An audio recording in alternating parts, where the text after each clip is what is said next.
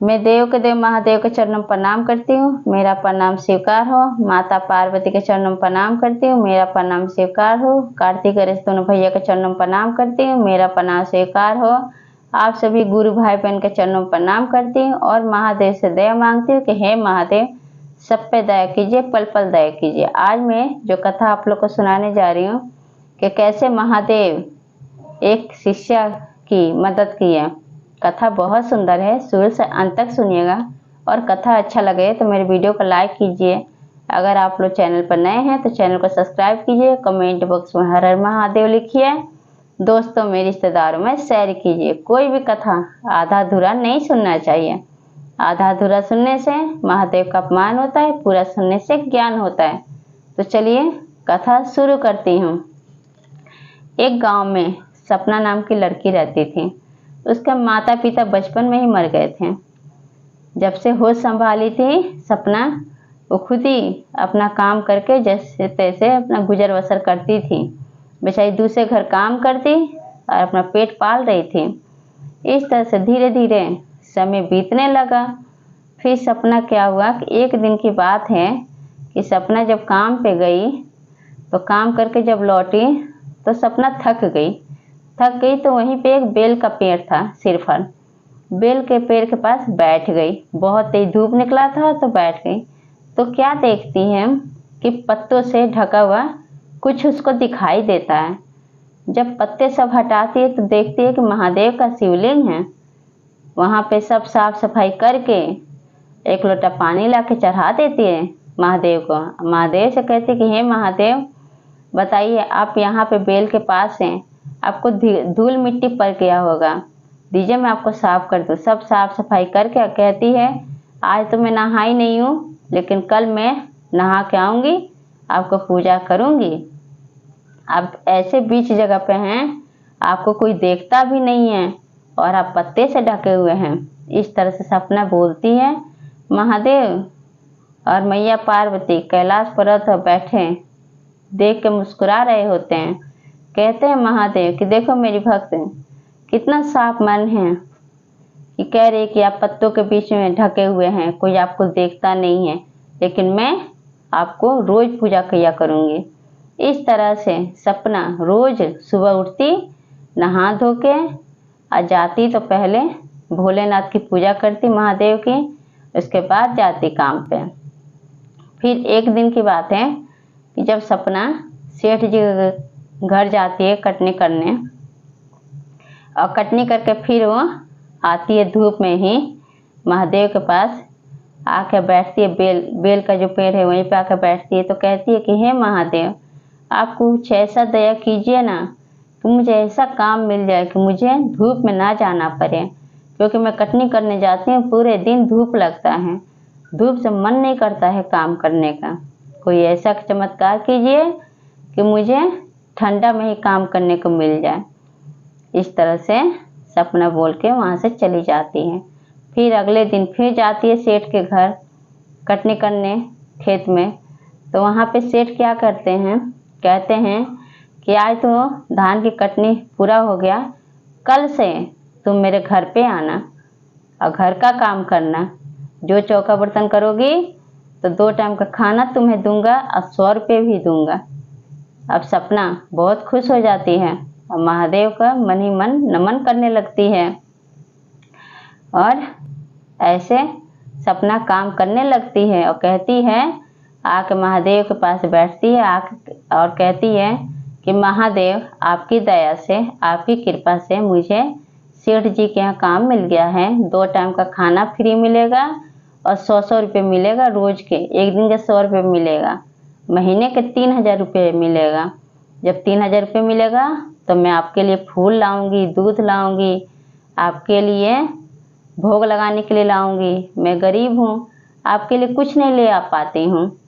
भोलेनाथ इस तरह से बोल के अपने घर चली जाती हैं। फिर एक दिन की बात है कि उसकी सहेली जब मिलती है सपना से, तो सपना कहती है कि मुझे बहुत अच्छा जगह काम मिल गया है। तो सपना की सहेली कहती है कि जब तुम्हें से काम मिल गया है तो मेरी बात करो ना सेठ जी से, अगर मुझे भी मिल जाए तो बहुत अच्छा होगा। तो सपना कहती है कि ठीक है, तुम चलना मेरे साथ, कल मैं बात करा दूंगी।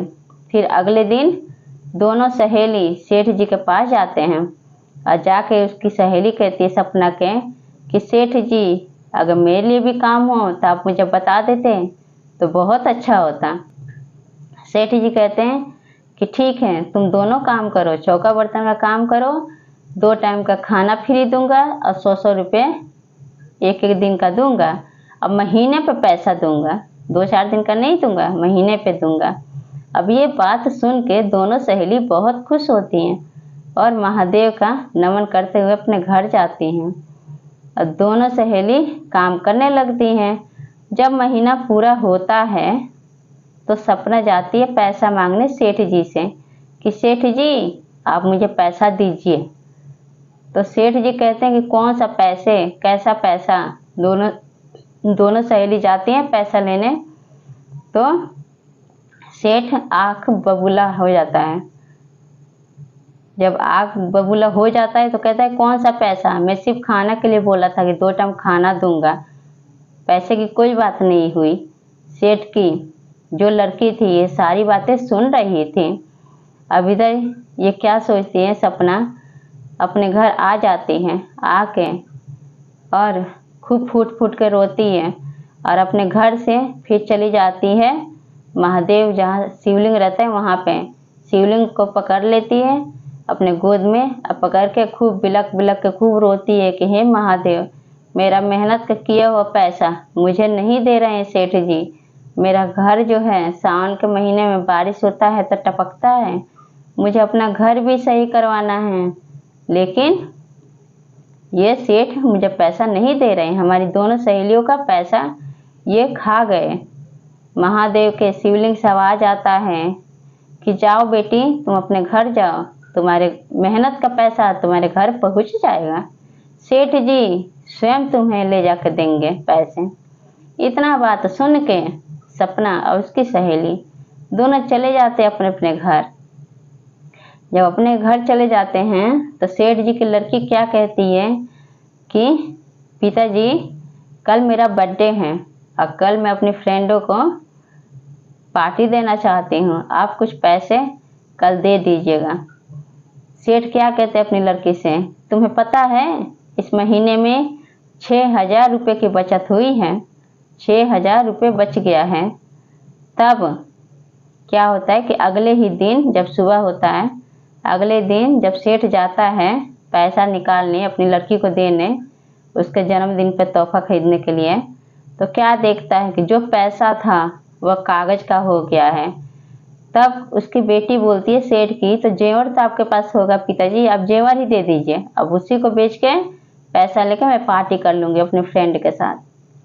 तब सेठ भी जब जाते हैं जेवर का लॉकर खोलने तो क्या देखते हैं, जितना जेवर था उसमें सब नाग बैठे हुए हैं। जब ये सब देखते हैं सेठ जी तब तो वो हैरान हो जाते हैं।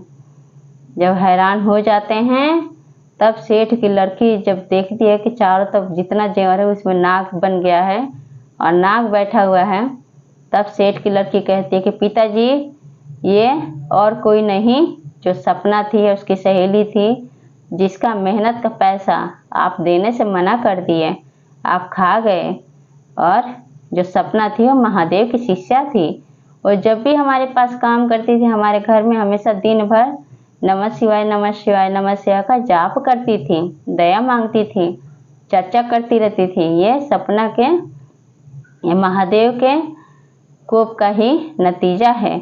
आप सपना और उसकी सहेली का मेहनत का पैसा आप उनको दे दीजिए और आपको सपना के पास जाना पड़ेगा। महादेव क्रोधित हो गए हैं, उनको मनाएगी सपना, जब भी जाकर सब कुछ ठीक होगा। जब ये सब बात जब सेठ जी सुनते हैं तब कहते हैं कि हाँ बेटा, तुम ठीक बोल रही हो। और वहाँ से पैसा लेके जो मेहनत का पैसा था दोनों सहेलियों का, उससे डबल तिगुना पैसा लेके जाते हैं और जाके सपना को पैसा देते हैं और कहते हैं कि सपना ये लो, तुम्हें जितना पैसा चाहिए तुम पैसा ले लो, जेवर चाहिए तो ले लेना, लेकिन देखो मेरा पैसा जो कागज का बन गया है। तब सपना समझ जाती है कि सब महादेव का ही लीला है तब कहते कि हे महादेव, आप इन पे दया कीजिए।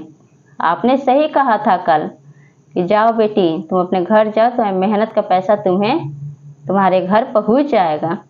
इस तरह से जो मेहनत का पैसा था सपना वही ली।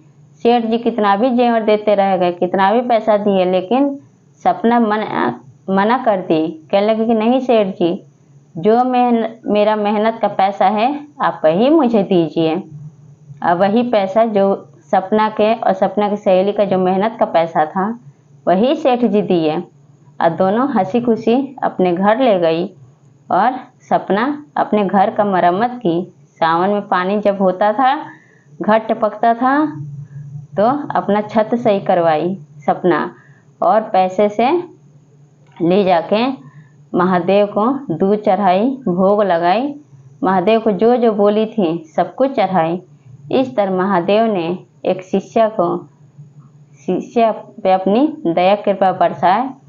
तो ये कथा आप लोग कैसा लगा कमेंट बॉक्स में ज़रूर बताएं। और सब बोलिए हर हर महादेव, माता पार्वती की जय।